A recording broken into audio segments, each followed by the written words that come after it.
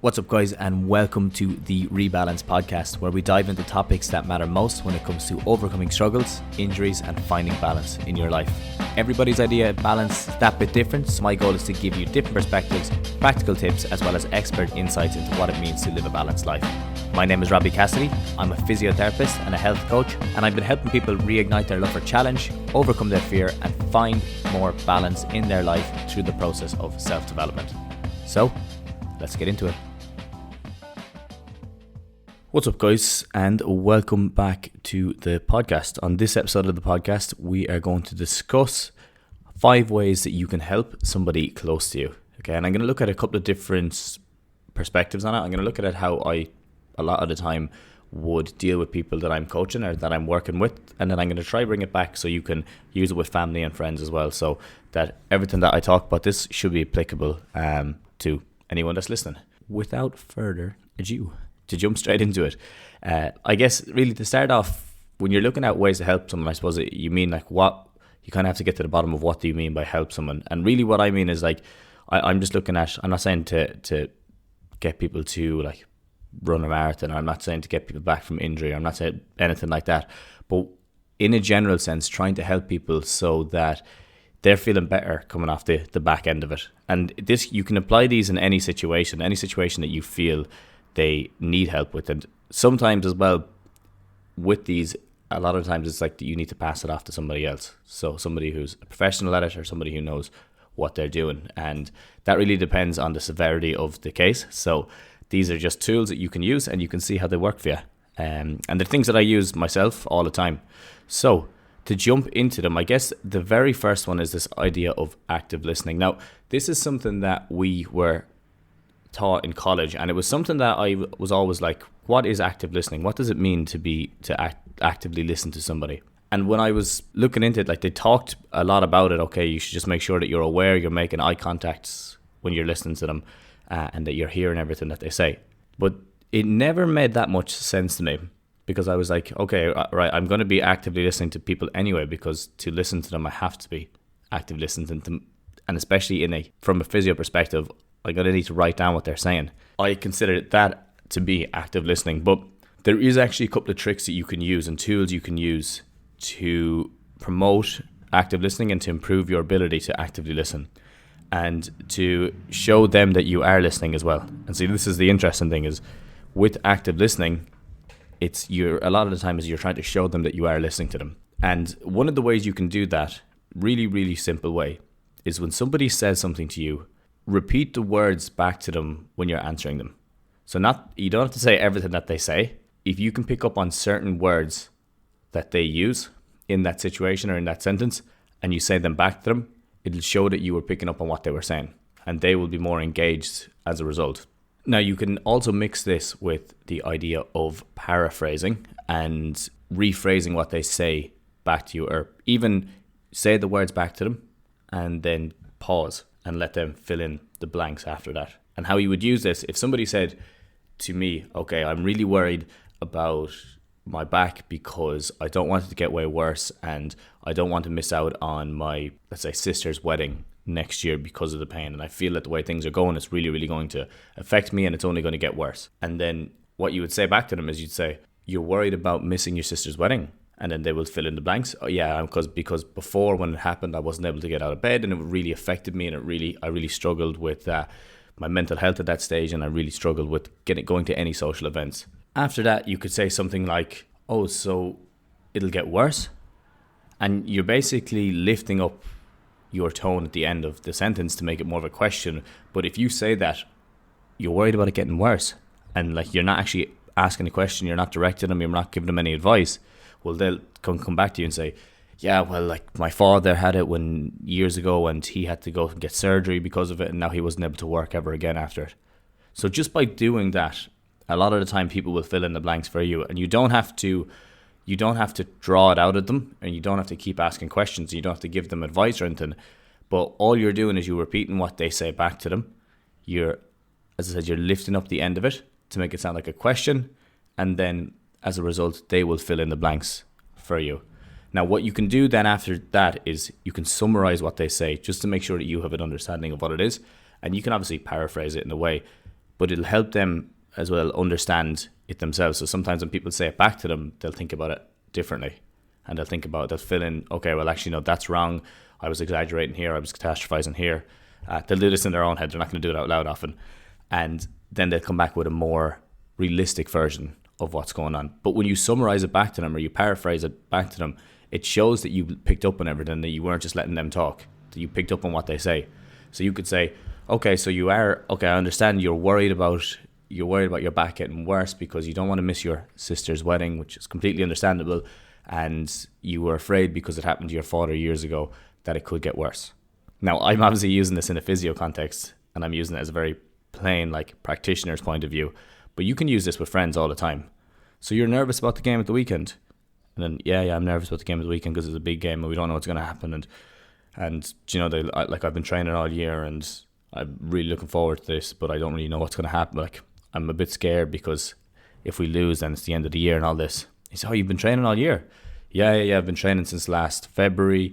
We've been building it up. And, you know, like, you can use it in those situations as well. And the thing about active listening is you don't actually have to offer any advice.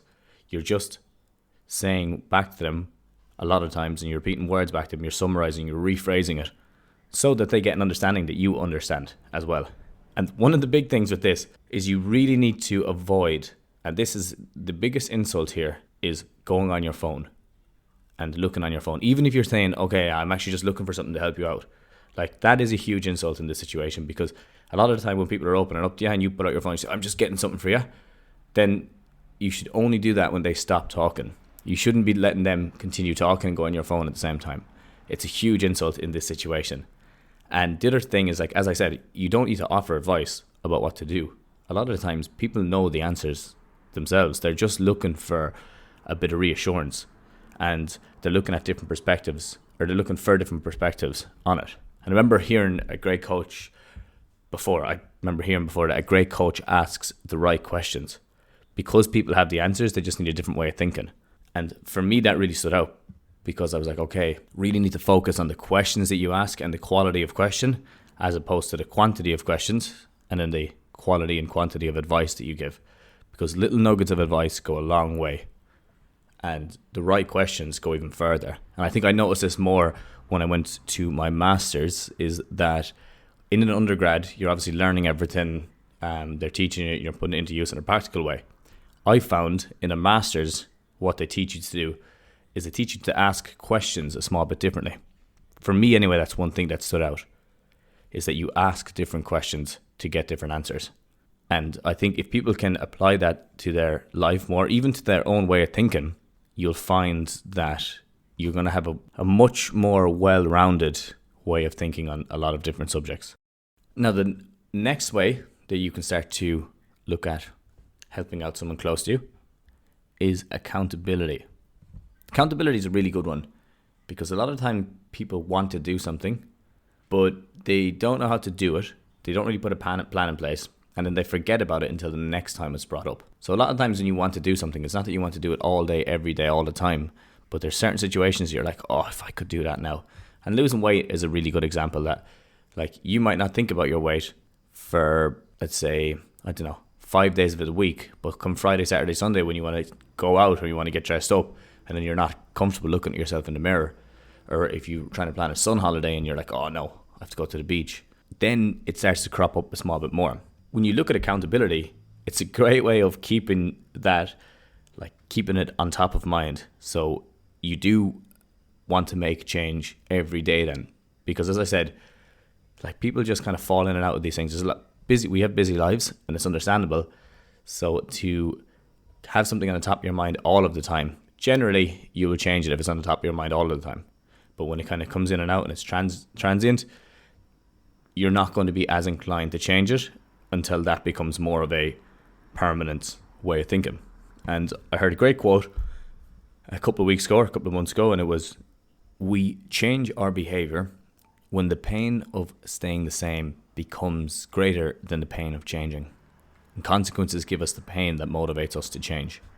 And I think that's really, really important to understand, is that when something is top of mind, then you're more likely to change it. But when you kind of put it into the back of your mind and you don't think about it for months and years at a time, or even on a smaller scale or micro scale, days to weeks at a time, you're not as likely to change it. And accountability is a great way of helping yourself, but also helping others to get to where they want to be. Now, you can do this in a way, this is a way I often do it, to make it less intrusive. And obviously, from my perspective, I work with people, long-term injuries, for long bouts of time. So I don't have to do this as much with those. It's more of like with friends. What you would do is, instead of pointing the finger at them and saying, okay, right, I'm going to keep you accountable to do this, you need to do it. And at one stage, or until you do it, then I'm going to keep bringing it up. Instead of doing that, it's easier to actually point the finger at yourself. And what you say is, okay, right, if you keep me accountable for this, I'll keep you accountable for that. Okay, because then it's like a 50-50 split. Then you're helping each other. And then if things start to wane, it's very easy to bring it up again. Okay, well, how are you getting out with this? And then they have to ask you back then, because you've already made that agreement that you're keeping each other accountable. So that's a really easy way of making it less intrusive.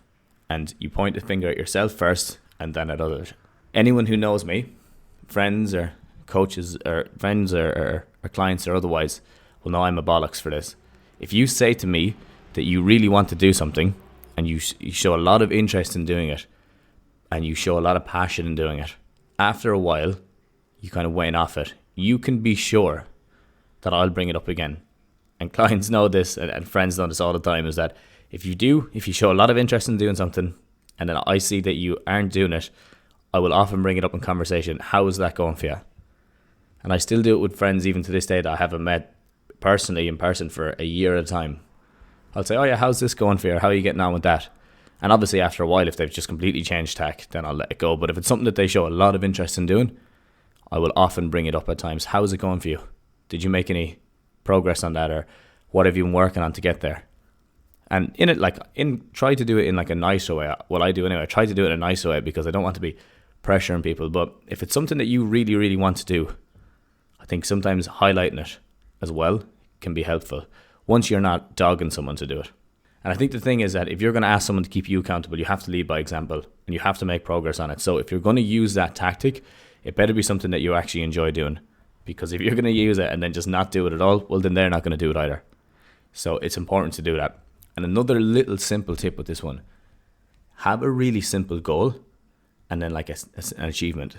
So you can plan a celebration for when it's done. And this way more powerful than it should be. This is crazy. Like if you say to someone, like me and a mate always do it, right, we're going to get these things done by the end of the week, then we'll go out and we'll get a nice dinner, or we'll go out and have a few drinks or whatever. Having a little celebration at the end of it for when it's done makes it so much more worth it, because it's twofold. You actually achieve what you want to achieve, and at the other aspect of it, you have this little mini celebration that you get to celebrate. It's like a birthday party. Now, it doesn't have to be something big, but just something small goes a long way. And I often say this to clients, is that, okay, right, what we'll do is if you can cover, I don't know, a really easy example. If you can cover 20k this week, run on Sunday, I want you to book in something like a massage or like a trip to the cinema or something that's going to keep you motivated, or something you can enjoy on that day. But you only do it if you hit your 20k. And it's so much more powerful then, because it's like you're doing it for this. And if you can build a habit of doing these small things and having these little celebrations at the end of it, your motivation kind of goes out the window. You get a lot more disciplined on it because you know there's something shorter term. Because I think what most people struggle with is this idea of delayed gratification. And if you reduce that, I guess, the time frame before you can actually be gratified, before you can actually celebrate something, then it makes it a lot easier. So break it into these little weekly bases, or weekly celebrations, or 2-week celebrations, or monthly celebrations. It just makes it so much easier because it's not that big of a problem then, because you're always celebrating the little wins. The next one that I'd look at then is this idea of asking someone how they're feeling, how they're actually feeling. And this can be a difficult one to broach, because you often, when you meet someone, hey man, how are you doing? I think if rephrasing that, and it obviously depends on your friend group and the people you hang around with, but asking someone, for me anyway, I'll often say to a friend, if it's a close friend, well, how's the head? Or how are you feeling these days? And as I said, it's a funny one, because a lot of the times it's like, I don't know, it's nearly like, it can be awkward the first time, but it does show that you care. And I think the really important thing here is tonality. It's so important. If I come up to you and I said, well, hi, how are you getting on? Or if I said to you, how is your headspace? How are you feeling these days? And then just leave it at that. I think that's so much more powerful than people really, really realize. And then it's important not to follow up with, are you doing all right? I think with, are you doing all right, it's very easy to connect, for someone to connect to that idea of all right. Yeah, no, I'm doing all right, yeah. But if you said to someone, how are you handling things these days? And just pausing it, having the tone at like a more serious, a lower tone, what it does is, and with the little pause at the end, it gives them time to open up and be a small bit more honest, where you're not trying to be awkward and not just fill in the conversation, because a lot of people do this, is you just fill the space all the time. But if you purposely add that pause, you'll see it makes a huge difference to the answer that you get. And if you don't signal and say, are you doing all right, you generally get a lot more honest answers. And a friend said this to me recently when he noticed that I was actually really scattered. Like I was all over the place, so I was thinking loads of things, I was jumping between topics and all that. And he just said to me, he said, yeah man, how you get there? How's the headspace? Is what I said. And I was like, yeah, it's all right, yeah, it's good. Like I didn't even realize. And then I went home and I was like, Jesus, I'm all over the place right now. I'm really scattered. And I hadn't realized it at the time, but it made me refocus, made me do a bit of searching as to what was the cause. And really what it was is I had just become so focused on one thing that it was overwhelming at a stage, because I was doing one thing. I was listening to podcasts on it all of the time. I was focused on it all day long, and I didn't really have anything else. I'd go to the gym, I'd be still listening to podcasts on the same thing. So I think what I did is I came back, I did a bit of journaling, and I tried to break that pattern, and I changed it up. And just for a day, I started to change it up. I started to listen to a few more like comedy podcasts, or I started to do a bit more journaling, or I started to do a bit more reading, and very quickly I cracked out of it. But it was only the fact that he had said it to me I hadn't realized. And I think it was a really, really important thing that I picked up on after. I was like, okay, that's something that I need to develop more. What's up, guys? Robbie here. I hope you are enjoying the podcast so far. I want to take a moment just to personally ask you for your help. If you're enjoying the podcast, would you be willing to share it with someone you think would love it too? Maybe a friend, family member on social media, or even if you just brought it up in conversation with someone you know. The recommendation means the world to us, and it's because of people like you that we get to be able to produce this podcast on a weekly basis. So thank you so much for your support so far, and I would love if you could help us reach even more people who could benefit from it too. Really appreciate you, and we're going to jump straight back to the podcast. The next one after that then is honesty. And I think honesty is probably one of the most important factors in any relationship. If you're not being honest even about the small things, it can add little cracks to a relationship. And you'll see this when people start lying, that you just don't have as much trust in them anymore. That idea of honesty is the best policy is definitely true, I think. And it doesn't mean that you need to come out and be brutally honest with people and say, "Poof, man, you are a whale. You have really added on the pounds the last while," or "You're looking like shit." That's probably being a bit too honest. And I know there's this idea that being radically honest is really good, but obviously it depends on the other person as well, what their self-esteem is like. But it does mean that if you see a friend going down the wrong path, you suggest it to them. And I feel that if it is a close relationship that you have with someone, you should be able to broach this topic, because they should trust that you'll be honest with them if it does happen. But it's a fine balance, because you need to be aware of your own biases. You can't, if you see someone going down the wrong path and it's actually just something that you don't like, but they enjoy it and it adds to their life, then you need to be aware and you need to check your own bias in that case. So somebody, like an example would be somebody who's actually spending time, they're not going out, they're being antisocial, but they're working on themselves, or they're working on a project, or they're working on something specific. That's a huge one. Versus somebody who's going out, or somebody who's drinking at home, or is drinking alcohol 5-6 days a week. It's very easy to see the difference in that, but in some cases you'll see this antisocial behavior, but you know that they're working on something, or you know that they're doing something that's good for them, but it's taken away from your normal relationship that you have with them. And that's a bias then. I feel that that's something that you need to be aware of. And trying to suggest that to somebody is a difficult thing. So you need to talk to them about that. But as I said, you need to check your own bias, because just getting someone to do something because you want to do it and it's affecting their life is obviously not beneficial to that relationship at all. And be gentle in your suggestion. So make it as a bit of a joke at the start if you think that's the way to broach it. Remember, a friend of mine got in a habit when it comes to just like kind of a side story outside of a client's basis. Got in a habit of smoking cannabis every single day, and it's just because it was a significant thing that happened in his life at the time.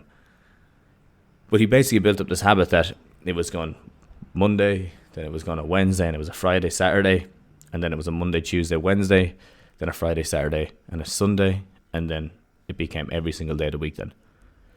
And I remember we were talking about it, and they were kind of, in a way, they were glorifying it a little bit. And something from living in a pub, I've noticed this a lot, is that people will start to glorify alcohol a lot, and that becomes a problem. Once you start glorifying alcohol about how great it is and how it makes your nights and how it's the best thing ever, that can become a problem very, very fast, because then you connect to that and you said that there's nothing else that will make the night as good. But in relation to this guy, I remember talking about it, and he was kind of glorifying a small bit about how much he was smoking and that. And I just said it to him, obviously not in a group. I said it to him one-to-one. I said, are you still enjoying it? Or is that actually just something that you do now? And at the time, he kind of laughed just a small bit. And then we went on or whatever. And I remember him coming back to me after and saying it to me. He said, no, I wasn't enjoying it. It just became a habit. And so it seemed to work pretty well just by highlighting it a small bit more and making him more aware of it, and making him more aware of the effect it was having on him, that he was able to kind of nip it in the bud. And it was one of my good mates, so it was an easier topic to broach. I wouldn't just say that to anyone randomly, but it was an easier topic to broach with them, because he then was going to look internally and he was going to make that change himself. And I wasn't pressuring him. That's the question I asked him. I said, are you enjoying it? Are you still enjoying it? Or is it just something that you do now in the evenings? It was nearly like made it out to be like an innocent question in a way. But I think we both understood what I meant when I said it, which is a funny thing. So it's interesting, and I'm sure if you think about it, there's someone has said something to you in a way as well that has made you rethink about what you were doing and a habit that you had. Now, the last one, this one is huge. This one has been massive for me over the last couple of years to learn more about, and it's in understanding somebody's love language. Now, for the lads who are listening to this, you're probably like, where are you? What are you talking about, Robbie? Like, what are you going on about here? Love languages. But it can be used in so many situations. You will be surprised how strong this is. Understanding what somebody's love language is has been huge for me, from a personal perspective to a relationship perspective to a business perspective. It makes a massive difference, and it can be used in so many situations. And what are love languages? Well, it's how you show love and like to receive love. So you have your physical touch, your words of affirmation, gifts, acts of service, and quality time. So there's 5 of them. Think 5 fingers on your hand, 5 love languages, just for anyone who forgets how many there is. And it is one of the most powerful tools that you can have in your arsenal, especially for building a relationship and helping someone who's close to you, because oftentimes you may be feeling that you're doing your best for them. You could be giving people gifts all the time, all right, because you like to receive gifts, but they don't see that as, that's not part of their love language. So even though they appreciate the gifts, all they want is a hug, or all they want is words of affirmation where you're telling them that they're doing good, and you're telling them that they're doing well, and really affirming that everything that they're doing, they're moving in the right path.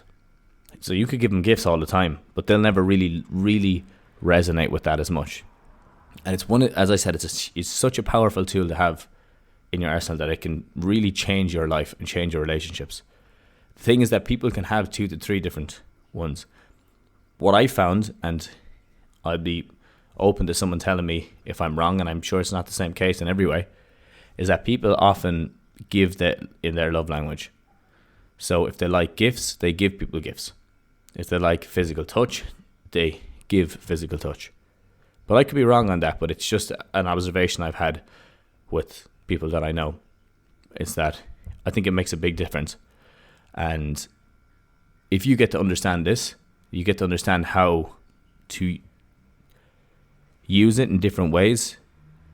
The ability to strengthen relationships is crazy. It's crazy. And I think that a lot of people haven't even heard of this idea of love languages. And sometimes it's actually just worth asking them, what's your love language? Is it physical touch? Because it's an interesting topic to broach, and I have done it with friends, and I've done it in groups or with my family, and you'd be surprised what people's are. Everyone has their own ones. But if you figure out what someone's is, and then you slowly but surely start working on that a small bit more, you'll notice it resonates so much more with that person.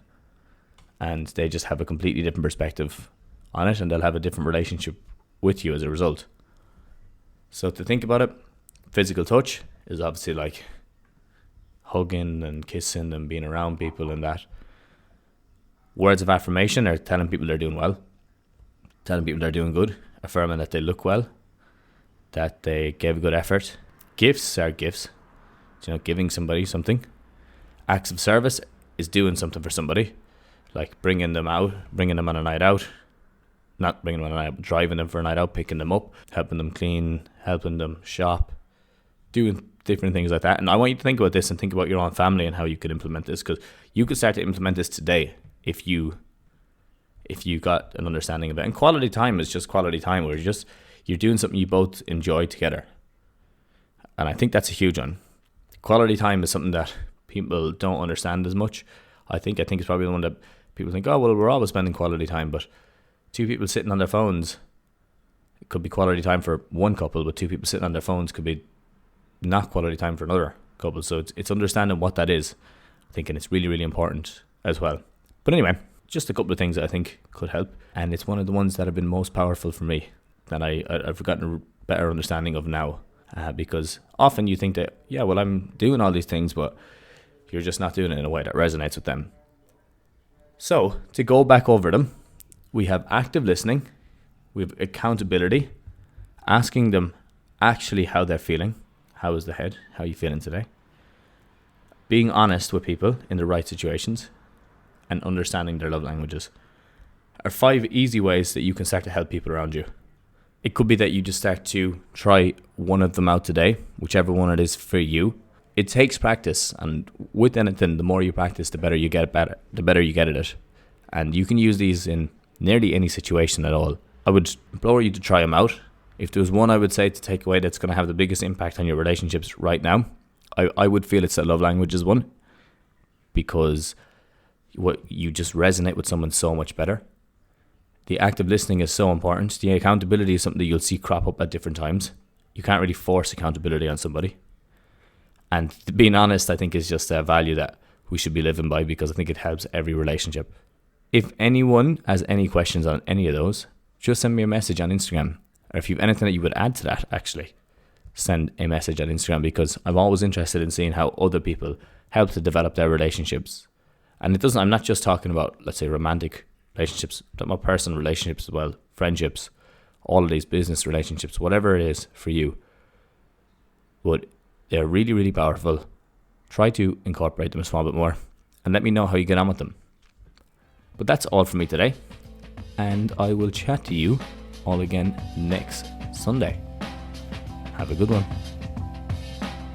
Okay guys, thank you so much for listening to today's podcast. I hope you enjoyed the show. If you're looking to learn more about what we do, as well as check out any of the mobility and BRIA programs we have available, just head over to the description of this podcast and you will find a link to all the programs there. As always, thank you for listening, and I will chat to you all again in the next episode. Have a good one.